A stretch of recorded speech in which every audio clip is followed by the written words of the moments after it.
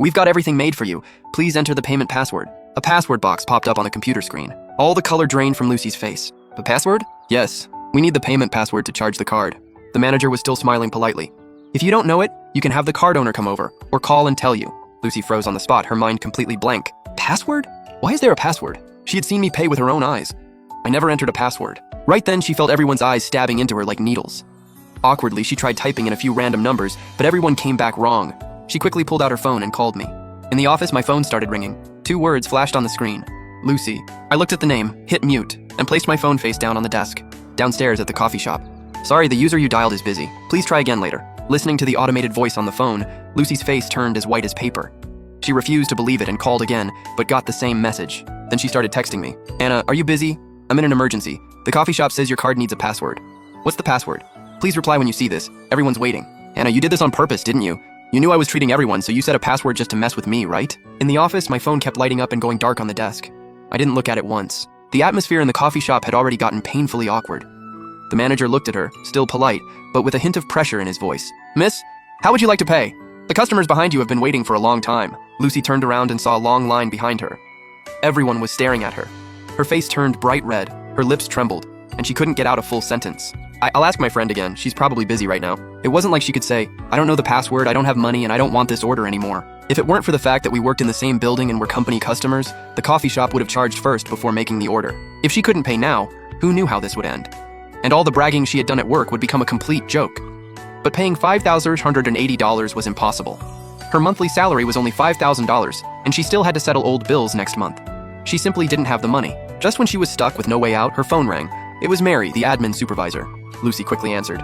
"Mary. Lucy, what's going on? You've been gone forever. Where's the coffee? Everyone's asking." Mary's voice came through the phone, and Lucy instantly burst into tears, saying with a sob in her voice, "Mary, Anna put a password on the card, and I can't use it. She won't answer my calls either. I'm stuck at the shop, and I can't pay over $5,000. As soon as she finished, Mary went silent on the other end for a few seconds. Then I heard Mary shout across the office, "Stop waiting!" Lucy says she can't treat anyone. She tried to use Anna's card to pay, but Anna's card has a password. She has no money, and now she's stuck at the coffee shop. That shout was loud enough for the whole office to hear. Then my WeChat started blowing up. It was the afternoon tea group with over 100 people. I opened the temporary group chat, and it was already exploding. The first one to call her out was Tom from sales. He had ordered the most expensive pour-over. "Lucy, what are you doing? You said you were treating us. Were you just messing with us?" Then came Amy from design. "Exactly.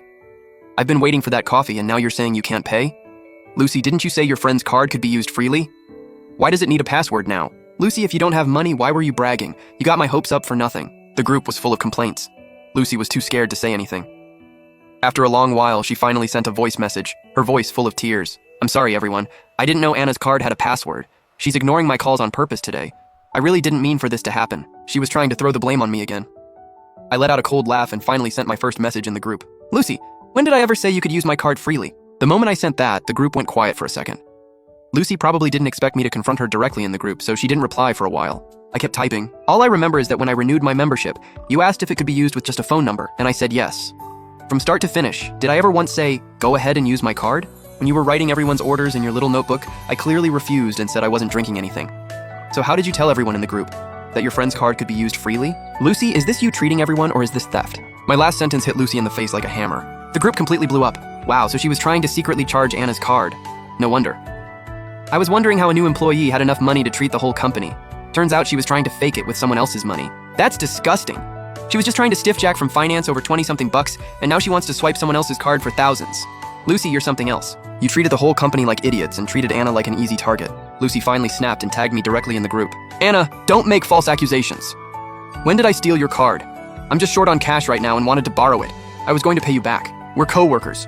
Did you have to say it that harshly? You did this on purpose. You set the password on purpose, ignored my calls on purpose, and just wanted to watch me embarrass myself." Looking at her messages, I found it absolutely ridiculous. Before I could reply, Mary, the admin supervisor, spoke first. Mary was usually the peacemaker, but this time, even she was clearly disgusted by Lucy's stunt. "Lucy, that's not how borrowing money works. You were about to take thousands from someone without their permission. That's not borrowing. That's stealing. What are you going to do about the coffee shop now? They've already made half of those 100+ coffees. If you don't pay, they're going to call the police." "The police?" Lucy completely panicked. "No, don't call the police. Mary, please help me. How am I supposed to help you? You made this purchase yourself, so of course you have to pay for it. But I don't have money. My credit card is already maxed out. I only make $5,000 a month. How am I supposed to pay for this?" Lucy started crying again, but this time no one felt sorry for her. Someone who tries to use other people's money to make herself look good, then cries when it fails, doesn't deserve any sympathy. No one paid attention to the drama in the group anymore. Only a few annoyed people kept throwing occasional insults at Lucy. I packed up my things and got ready to leave work. As soon as I got downstairs, I saw Lucy still inside the coffee shop.